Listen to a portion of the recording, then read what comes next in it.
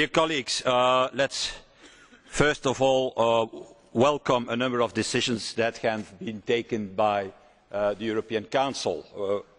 I think first of all we have to welcome the growth package that was finally decided and what is the necessary counterpart, I should say, for tightening the budget in the Union.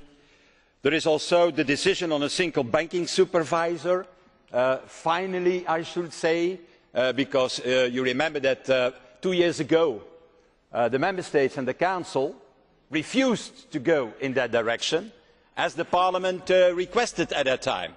And also the Commission said, yeah, be cautious, we can do it later.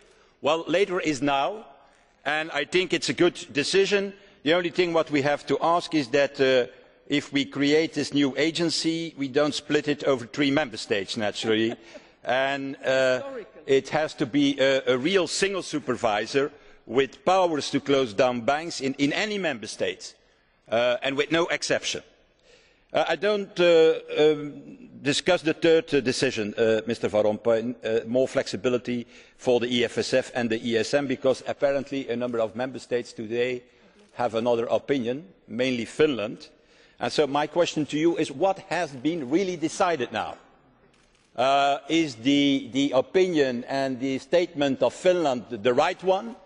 Is it necessary to have unanimity to do so or not? I think it's a key question. And why it's a key question? Because already today, if you look to the markets, you see the effect of this attitude. The Spanish spreads are going up again to 491 this morning, near to 500 basic points. So we are not out of this crisis. And what we mainly did, I think, in this European Council is that we have successfully bought time again. How many, I don't know. Is it days, is it weeks, is it months? But this time, and that is my message, Chairman, we must use this time in a good way. And why? Not like previous occasions. Not like, for example, in December 2011, when the European Central Bank did 2 operations and have pumped and injected 1 trillion of euros in the banking system, and some of us thought that the crisis was behind us, that the crisis was over. Well, I think that we wasted that time in the beginning of this year. And besides the fiscal compact, no structural solution was found for the crisis at that moment. So my message today, President, is that let's not waste time again.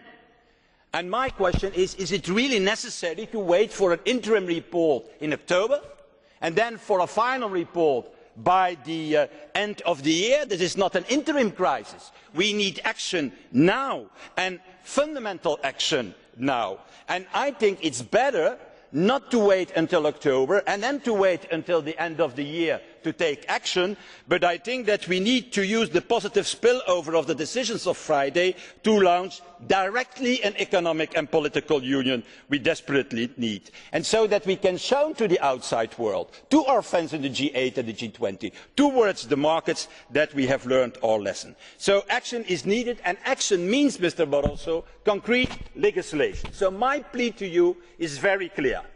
We have now a window of opportunity, only of a few weeks, not more than that. And if the Finns continue, if Finland continues, it's even destroyed within a few hours, if they continue like that in the next day. And come forward with, before September, with a concrete legislative package. I agree with Mr. Daul that we have until September to do that, and to put a legislative package on the table with nearly 3 elements. A real banking union, and that's not only supervision, that's also a deposit guarantee scheme and a joint resolution fund. Secondly, a real integrated budgetary framework, including Eurobills and a redemption fund. This crisis is not over if there is not at least a beginning of a redemption fund and a partial mutualisation of the debt. And finally, a democratic transparency and accountability. So use, Mr. Barroso, your right of initiative. Don't wait until the end of the year and put this legislative package on the table of the Council and of the Parliament. Vielen Dank.